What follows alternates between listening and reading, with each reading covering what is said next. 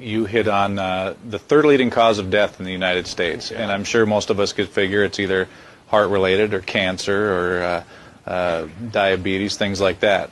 Can you clue us into what that is and why? Yeah, okay, and thank you for asking that, because this is the 10,000-pound gorilla in the room that nobody's talking about. The third leading cause of death, as published in the Journal of the American Medical Association, is MD-directed treatments. This means you go to a medical doctor, an MD, he gives you a treatment and you die from it. According to the United States Department of Health and Human Services, 15,000 Medicare patients a month are killed by MD treatment, and nobody goes to jail. A handful of terrorists fly 2 planes into the Twin Towers. 3,500 people die, and we go to war. But 15,000 people a month are killed by medical doctor treatments, and we don't bat an eyelash. This is because we have been, I don't want to say brainwashed, that's not the correct term, but we have been, for the last 100 years, kind of led into this false belief. You know, I think it was Marcus Welby that started it, that the medical doctor is king and knows everything about everything.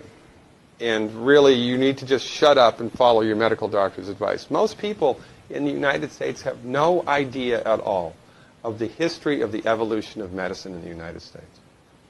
In the early 1900s, it was a relatively level playing field between the chiropractors, the osteopaths, the homeopaths, and the MDs.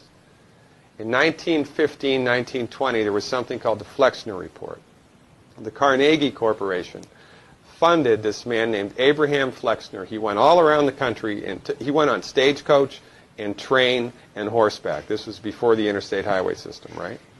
Took Flexner 5 years to do this. He went all around the country and did an inventory of all of the medical schools that prescribed drugs.